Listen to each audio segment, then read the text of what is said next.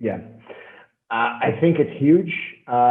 Maybe I'm a little biased, but I mean, given that I created and run a company that uses, AI and computer vision Well, then we're to, both biased. So yeah, and maybe most of your audience is somewhat biased towards that. But I mean, I guess it's huge.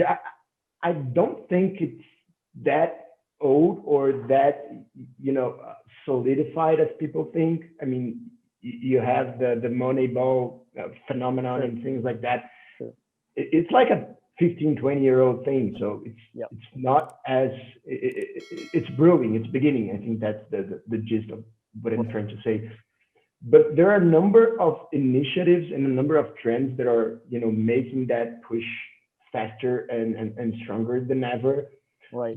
One of them is the fact that people can use video to extract information that in the past or otherwise you would only be able to do using those wearables, those chips and things like that. Sure.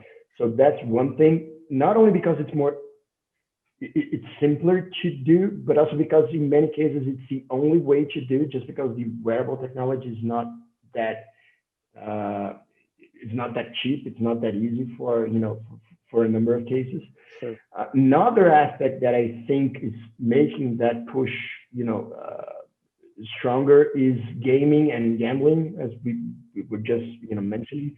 Sure. Uh, Not only because the viewing habits of the millennials and the older people are changing, but also because Wow. there's a massive Gen Z audience that is coming to play, and those guys consume content in a completely different way than we did and our parents did and things like that. Right. Not only they are more, I guess, spoiled in a sense that they want to see what they want to see at the time that they want to see and things like Right. that, but also because they are more analytics driven.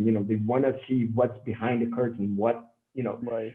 what made that decision happen, what made that specific play or drive that amazing in terms of the numbers behind that. Yep. And gaming and gambling play a big role in that. Right. I guess that the way that people consume content comes with the interactivity and engagement that is different than what it was. So they do not want to lay in a couch and watch 2 hours of a game passively as they did in the past. They want to be able to talk to their friends, and they want to be able to place bets and gaming and things like that. And I think AI in general and computer vision specifically are playing a big role in that, in a sense that especially now during the pandemic and the restrictions